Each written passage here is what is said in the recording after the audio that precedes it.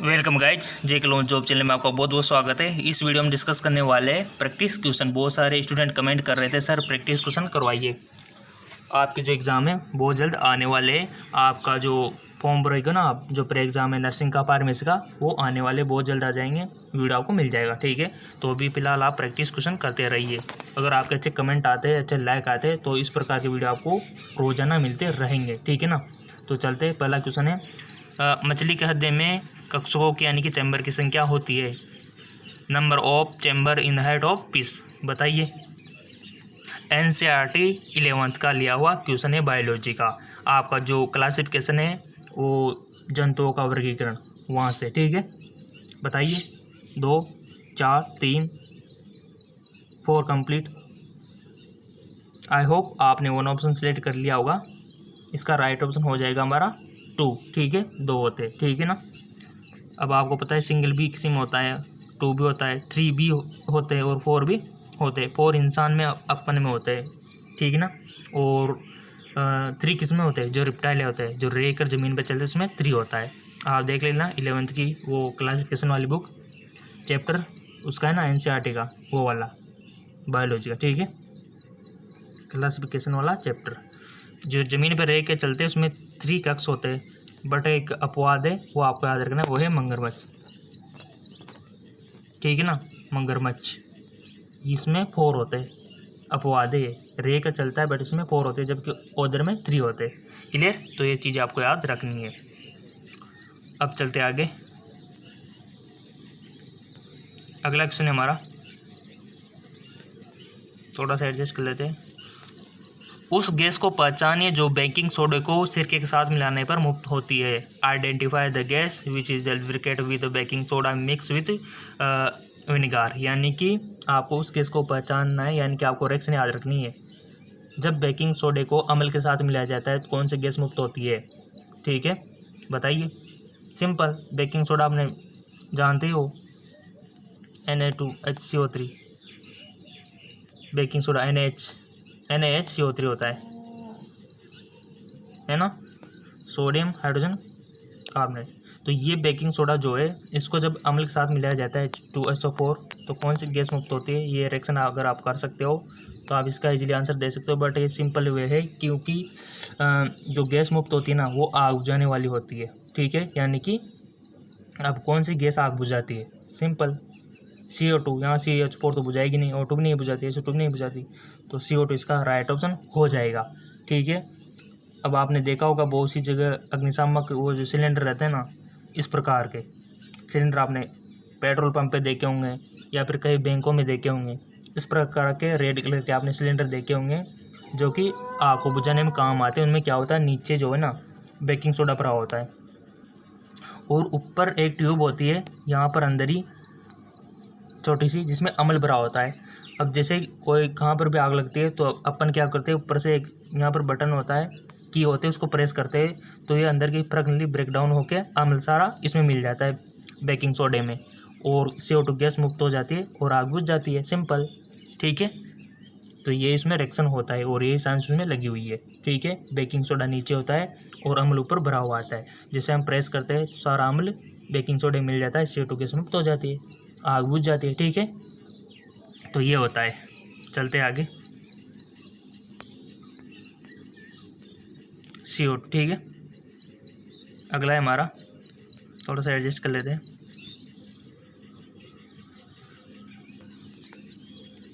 उस ईंधन को पहचानिए जिसे जीवाश्म ईंधन नहीं कहा जा सकता, ठीक है। तो पहचानिए, identify the fuel which can not be called fossil fuel, spirit, petroleum, natural gas या फिर कोयला।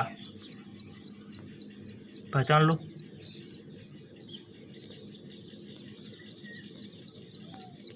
सिंपल, कितना सिंपल है। तो यहाँ पर जीवाश्म ईंधन नहीं कहा जा सकता, यहाँ पर हम पेट्रोलियम को कहते हैं, इनको भी कहते हैं, कोयले को भी कहते हैं, क्योंकि ये सभी एक ही श्रेणी में आते हैं, ठीक है। यहाँ पर जो डिफरेंट है वो है स्प्रिट, तो हमारा राइट ऑप्शन हो जाएगा स्प्रिट, ठीक है। ये हमारा राइट ऑप्शन हो जाएगा स्प्रिट। चलते आगे, अगला क्वेश्चन है हमारा, कई दांतों के निष्कर्षण में एवं स्टील के निर्माण में किस प्रकार के कार्बन का प्रयोग किया जाता है? Which form carbon use in the manufacturing of steel and in the extraction of many metal. बताइए। कोयला, कोक, लकड़ी, बहुत सारे यहाँ पर ऑप्शन दिए हुए हैं, इसका कोक ऑप्शन हो जाएगा। ठीक है, राइट ऑप्शन हो जाएगा कोक। कोक अलग होता है, कोयला अलग होता है, कोयला गैस अलग होती है, लकड़ी अलग होती है, बहुत सारा डिफरेंस है इन सभी में। ठीक है ना, चलते आगे। मोस्ट इम्पोर्टेंट क्वेश्चन, जूम कर लेते हैं इसको। निम्नलिखित में से कौन सा पदार्थ एक यौगिक है? Which of the flowing substance is a compound. आपको पता होना चाहिए एटॉम क्या होता है, तत्व क्या होता है, यौगिक क्या होता है, मिश्रण क्या होता है। इन सभी की डेफिनेशन अगर आपको पता है तो आप इसका आंसर दे सकते हो, तो दे दो आंसर सही। आई होप आपने वन ऑप्शन सेलेक्ट कर लिया होगा। इसका राइट ऑप्शन हो जाएगा, देखो दूध तो नहीं है, ठीक है, वायु भी नहीं है, सोना भी नहीं है, तो हमारा राइट ऑप्शन शुगर। ठीक है, शुगर हो जाएगा। और इसका रासायनिक सूत्र आपको पता है, सिंपल। ठीक है, चलते आगे। अब बहुत सारा बड़ा आपको क्वेश्चन लग रहा है, बट ये उतना हार्ड नहीं है जितना ये दिख रहा है। ठीक है, बहुत ही सिंपल क्वेश्चन है क्योंकि इसने सब क्लियर कर दिया। निम्नलिखित में से कौन सा कथन एक माध्यम के जरिए तरंग के संचरण के बारे में सही है? Which one of the following statement of the true about the transmission of wave through the medium. उष्मा तरंगों को अपने संचरण के लिए एक माध्यम की आवश्यकता होती है। रेडियो तरंगों को अपने संचरण के लिए एक माध्यम की आवश्यकता होती है। ध्वनि तरंगों को अपने संचरण के लिए एक माध्यम की आवश्यकता होती है। प्रकाश तरंगों को अपने संचरण के लिए एक माध्यम की आवश्यकता होती है। तो बताइए कौन सी बात सही है यहाँ पर? देखिए स्टूडेंट, समझना है बातों को। जो उष्मा तरंगें होते हैं ना, उनको अगर रियलिटी देखी जाए तो किसी प्रकार के माध्यम की आवश्यकता नहीं होती है। ठीक है, क्लियर? तो यहाँ पर ये बात गलत है। दूसरी है कि रेडियो तरंगों को अपने संचरण के लिए माध्यम की आवश्यकता होती है। जैसे कि रेडियो तरंगें अपने मोबाइल्स की हो गई, बहुत सारे रेडियो व्यूज हो गई, इनकी जो है माध्यम की आवश्यकता नहीं होती। ठीक है, ये निर्वात में भी संचरित हो जाती है, ये भी गलत बात है। ठीक है, और जो प्रकाश है, प्रकाश को तो आप जानते ही है, इसके लिए तो होती नहीं है किसी प्रकार के माध्यम की आवश्यकता। सूर्य कहाँ है और अपन कहाँ है, फिर भी अपने पास पहुँच रही है लाइट। क्यों पहुँच रही है? मीडियम तो है नहीं। जैसे यहाँ पर सूर्य है और यहाँ पर अर्थ है, बीच में किसी प्रकार का मीडियम नहीं है, निर्वात भी है, निर्वात है, वैक्यूम है यहाँ पर, निर्वात। फिर भी इनकी लाइट हमारे पास पहुँच रही है, यानी कि किसी प्रकार के माध्यम की आवश्यकता नहीं होती प्रकाश तरंगों को संचरित। ये भी गलत बात है। अब बचा क्या? ये बचा तीसरा वाला कि ध्वनि तरंगों को संचरण के लिए माध्यम की आवश्यकता होती है। ये बात सही है, ये बात तो सही है, एकदम करेक्ट है ये तो। ठीक है, अगर कहीं पर वैक्यूम होगा तो वहाँ पर हम सुन ही नहीं सकते। जैसे कि आपको पता है कि चंद्रमा हो गया, बहुत सारे हमारे प्लेनेट ग्रह हो गए, वहाँ पर आवाज़ नहीं सुनाई देती क्योंकि वहाँ पर वायु नहीं है, यानी कि कोई मीडियम नहीं है। इसलिए यहाँ पर कोई इंसान है और यहाँ पर कोई इंसान है। ठीक है, ये बोलेगा तो ये नहीं सुनेगा ऊपर मून पे, चंद्रमा पे। ठीक है, क्योंकि वहाँ पर क्या नहीं है, मीडियम नहीं है। तो ये बात सही है कि ध्वनि तरंगों को संचरण के लिए माध्यम की आवश्यकता होती है, बाकी की नहीं होती। ठीक है, तो राइट ऑप्शन थर्ड हो जाएगा। सिंपल, कितना सिंपल है बताओ? साइंस के स्टूडेंट हो, देख लिए ध्वनि तरंगों को। ठीक है, अगला क्वेश्चन हमारा, उष्मा के बारे में निम्न में से कौन सा कथन गलत है? Which of the following statement of the wrong about heat.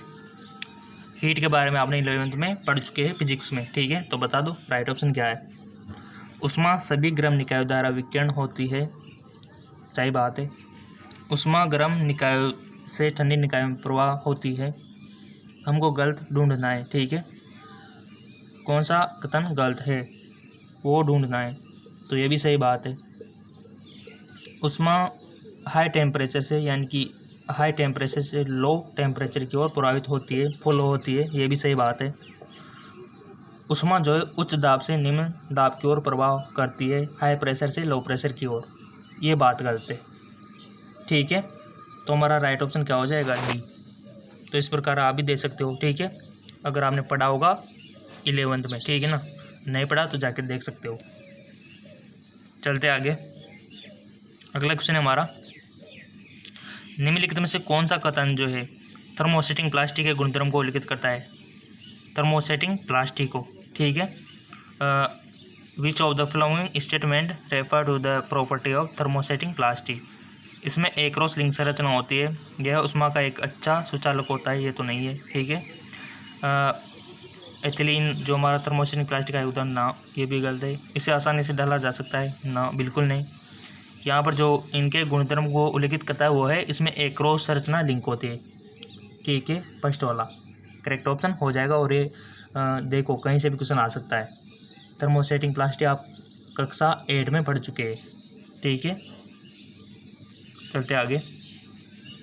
ज़्यादातर बट क्वेश्चन है ना वो 12th के बनेंगे आपके।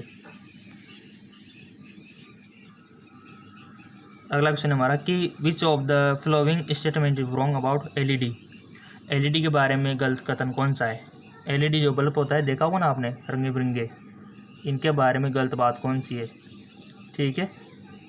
इस प्रकार के एलसीडी में सोच लेना आप, इसमें एक पॉजिटिव होता है एक नेगेटिव होता है, ठीक है ना।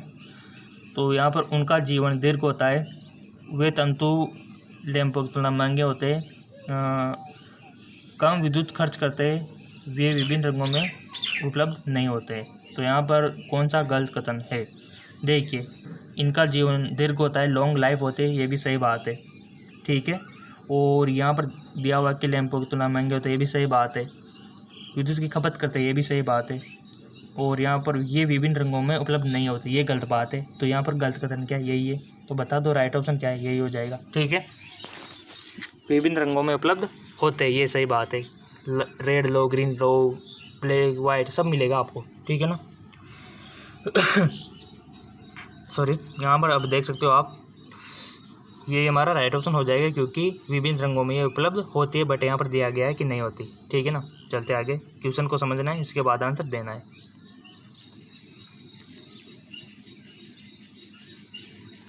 बहुत बड़ा क्वेश्चन है, डरना नहीं, लेकिन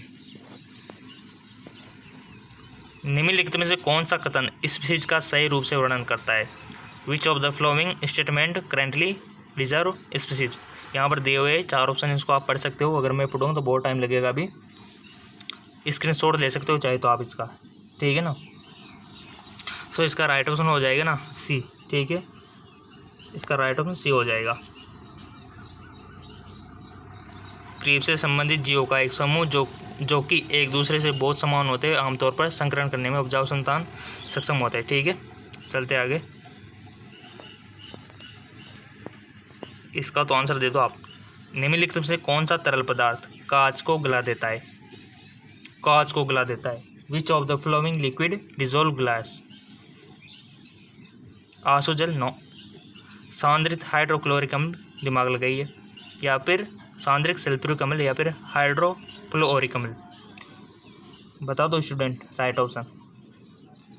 तो वो है हाइड्रोफ्लोरिक अम्ल, इसका राइट ऑप्शन हो जाएगा। ये कांच को गला देता है, याद रखना, हाइड्रोफ्लोरिक अम्ल। चलते आगे, हमारा क्वेश्चन है कि निम्नलिखित में से कौन सा मापक गलत है। तो सब बच्चे बता देंगे, बच्चों वाला क्वेश्चन आ गया, मज़ा आ गया आपके तो ना। सिंपल 1 mm जो है वो 0.01, ये तो गलत लग रहा है मेरे को, ठीक है। तो ये हमारा राइट ऑप्शन हो जाएगा। अगला क्वेश्चन है हमारा, निम्नलिखित धातुओं में से कौन सी एक धातु साबुन में निहित होती है। Which of the flowing metal is considered in the soap. बताइए, मरकरी, एल्युमिनियम, सोडियम या फिर आयरन। आई होप आपने 1 ऑप्शन सेलेक्ट कर लिया होगा। इसका जो राइट ऑप्शन हो जाएगा वो हो जाएगा सोडियम, ठीक है। सोडियम मुलायम भी होता है, आपको पता है, चाकू से आसानी से काटा जा सकता है, और ये जो कमरे के टेम्परेचर पर ज्वलनशील होता है, यानी कि बहुत खतरनाक चीज़ है। केरोसिन में रखा जाता है फिर इसको, है ना। चलते आगे,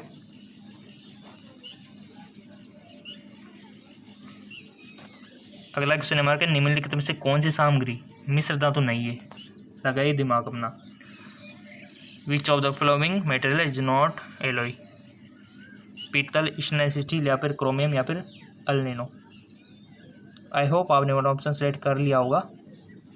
इसका जो राइट ऑप्शन हो जाएगा वो हो जाएगा क्रोमियम, ठीक है, ठीक है ना। चलते आगे,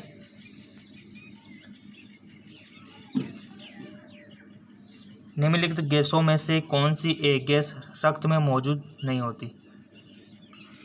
विच of the flowing gas not present in blood? Most important question,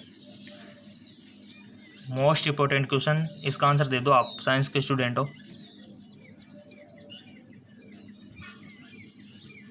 oxygen होती है, पहले इसे दिमाग लगाना है। नाइट्रोजन होती है। कार्बन डाइऑक्साइड होती है कि नहीं होती बताओ?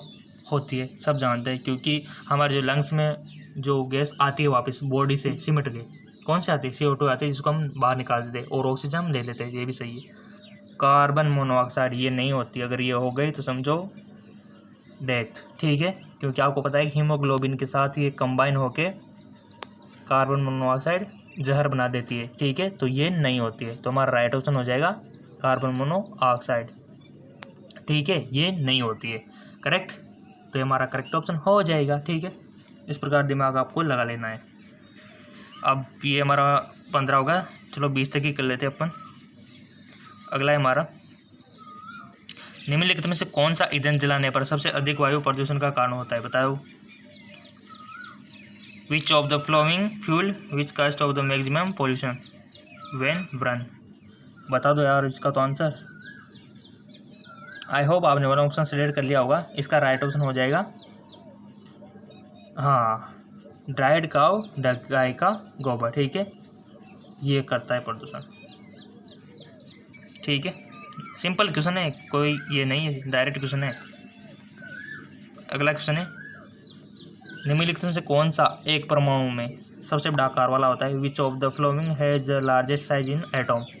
सिंपल, बचपन से आप पढ़ते आ रहे होंगे, कौन होता है? तो दे दो आंसर इसका अपने माइंड में अभी सही। आई होप आपने वन ऑप्शन सेलेक्ट कर लिया होगा, अपने माइंड में सही किया होगा, क्योंकि ये जो क्वेश्चन है साइंस का क्वेश्चन है और आपको ये बचपन में पढ़ा हुआ है, ठीक है।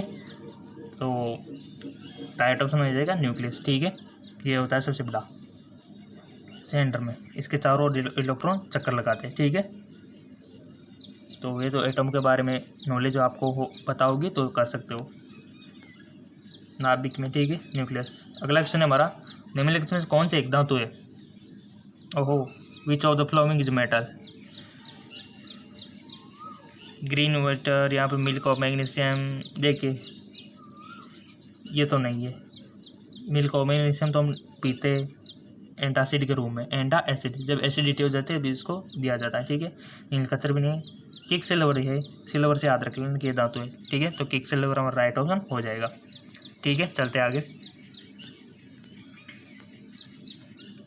निम्नलिखित में से कौन से एक सजातीय मिश्रण है? Which of the flowing homogeneous mixture? Lemonade, या फिर आयोडीन युक्त नमक, या फिर पेट्रोल का मिश्रण, या फिर बारूद? बताइए कौन सा एक सजातीय मिश्रण है? आई होप आपने वन ऑप्शन सेलेक्ट कर लिया होगा, इसका राइट ऑप्शन होगा लिमोनॉइड, ठीक है। चलते आगे, सिंपल क्वेश्चन है और बच्चों वाला क्वेश्चन है, अगर आपको ये नहीं आता है तो अपने आप को एक चटा मार लेना, ठीक है। पृथ्वी के वायुमंडल में 21% की सीमा तक कौन सी गैस मौजूद होती है? तो 100%, जितने वीडियो देख रहे होंगे सबको आ गया होगा, नहीं आया है तो समझो आप बहुत गहराई में हो, ठीक है। तो सबको पता है कि कितनी होती है, कौन सी होती है 21%? Oxygen, simple.